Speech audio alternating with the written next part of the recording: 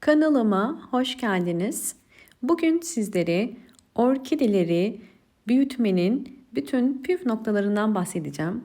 Eğer orkidelerinizin yeni yapraklar, yeni kökler ve bol bol çiçek açmasını istiyorsanız bu videoda anlatacağım püf noktalara mutlaka dikkat edin. İlk olarak elinizde tamamıyla dalı kurumuş ve yaprakları dökülmüş bir orkideniz varsa böyle bir orkideyi yeniden nasıl canlandırabiliriz? Hemen göstermek istiyorum. Bakın kökleri gördüğünüz üzere sağlıklı, yeşil. Fakat bu orkidenin şu anda yaprakları yok. Sadece 2 yaprağı var ve kurumuş bir dalı var. Orkide bakımında ilk yapmanız gereken orkidenin kuruyan dalını mutlaka kesmeniz gerekiyor. Bakın bu şekilde kuruyan bir dal artık orkideye bir faydası olmaz. Orkidemin kuruyan dalını hemen en dipten keseceğim. Bu işlem orkidemizin yeni yaprak çıkarımını da kolaylaştıracaktır. Evet, bakın gördüğünüz üzere tamamıyla kuru bir dal ve tekrardan yeşermeyecek. İkinci olarak orkide bakımında mutlaka kuruyan ve içi boşalan ve çürüyen kökler varsa bunları kesmeniz gerekiyor. Orkidenizde hava kökü olabilir. Hava köklerinin kesmeyin. Sadece bu şekilde kuruyan ve çürüyen kökleri kesebilirsiniz. Bunlar da yine orkidenin köklerinin çürümesine sebep olabilir. Bakın çürüyen bir kök vardı ve bu kökü çekip çıkaracağım. Zaten kökün içi boşaldığı için bu orkidemi kökünü kesebilirim. Hemen size yakından da gösteriyorum. Bakın şu şekilde çektiğim zaman kabuk olarak soyuluyor. Yani içinde sadece bir tel kalmış. Böyle bir kök tekrardan zaten canlanmaz. Bu yüzden bu kökleri de kesiyoruz. Ve diğer kuruyan kökleri de keseceğiz. Orkidemizin kuruyan ve çürüyen köklerini kestikten sonra üçüncü püf nokta, sağlıklı kökleri olan bir orkidede kesinlikle saksı değişimi yapmayın. Saksı değişimi orkidenin yeniden canlanmasını geciktirir. Bakın görüyorsunuz kökler zaten sağlıklı. Kökleri sağlıklı olan bir orkidede kesinlikle toprak değişimi, saksı değişimi yapmayın. Yer değişikliğinde orkidelerin gelişimi her zaman yavaşlar. Buradaki amacımız orkidenin hızlı bir şekilde büyümesini sağlamak.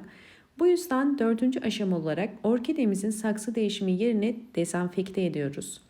Orkidelerin hem yapraklarını hem de köklerini nasıl dezenfekte edebiliriz? Bu şekilde bir bardağa 100 mililitre su koydum ve üzerine 6 damla limon suyu damlattım. Bir pamuk ile orkidenin yapraklarını bu şekilde dezenfekte edebiliriz. Orkidemizin yapraklarında herhangi bir hastalık ya da böcek varsa limonlu suyun antioksidan özelliği sayesinde bakın yapraklardaki bu hastalıkları ve kalıntıları silebiliriz. Yaprakları silmek için orkidelerde ayda bir yapmanız yeterlidir. Çok fazla sık aralıklarla yapmayın. Bu işlem orkidenizin yapraklarının daha canlı, parlak ve böcek ve hastalıklardan uzaklaşmasına yardımcı olacak. Diğer püf noktamız ise orkidemizin kökleri. Saksı içerisindeki orkideleri canlandırmak için yine 100 milimlik bir suya 6 damla limon suyu damlatıp bunu orkidelerinize 2 ayda bir dezenfekte etmek için verebilirsiniz. Özellikle bu şekilde orkidelerinize saksı değişimi yapmıyorsanız limonlu su ile köklerini bu şekilde dezenfekte ederek çürüyecek olan ya da herhangi bir hastalık olan orkidenin köklerini de bu şekilde dezenfekte edip canlandırmış olacağız. Ve diğer önemli püf nokta, orkideyi sulama yaparken kenar kısımlardan su vermeniz gerekiyor. Kesinlikle gövde ve yaprak aralarına su girmemesi gerekiyor. Bakın bu şekilde 100 milimlik bir su orkide için yeterli ve akşama kadar bu suyu çekecektir. Evet, orkidemin bu şekilde baktığımız zaman yeniden canlanır. Bu orkidede gördüğünüz üzere böyle bir bakım ile canlandı ve şu anda birçok yeni yaprağı var.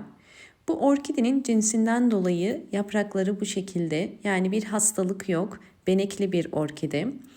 Bu tarz orkideleri canlandırıp ve yeniden çiçek açabilmesi için evdeki bakımlarınıza dikkat etmeniz gereken sulama ve besin.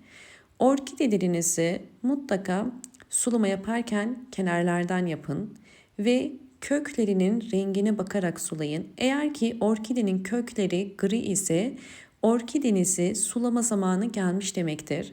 Fakat orkidenin kökleri eğer yeşil ise suya ihtiyacı yok demektir. Bu püf noktalara dikkat ederseniz orkidenizin yaprakları canlanıp yeniden bol bol yeni yapraklar ve yeni kökler çıkaracaktır. Bakın bu su çok fazla olan bir su değil ve orkide için akşama kadar çekebileceği için yeterlidir. 6. püf nokta orkidelere gübre vermek. Yumurta kabuklarını bu şekilde değerlendirebilirsiniz. Ocağa koydum ve 15 dakika kaynayacak.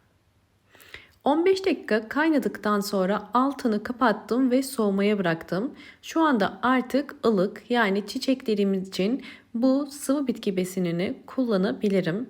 Hemen yumurta kabuklarını süzeceğim. Yumurta kabuğu içerisindeki vitaminler bu suya geçmiş oluyor. Özellikle orkideler için çok faydalı. Evet, şimdi artık sıvı bitki besinimiz hazır.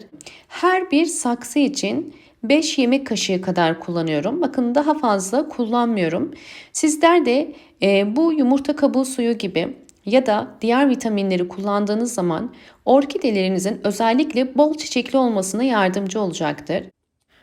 7. püf nokta orkideleri su verdikten sonra her zaman pencereye en yakın yere bol ışık alan bir yere koymak.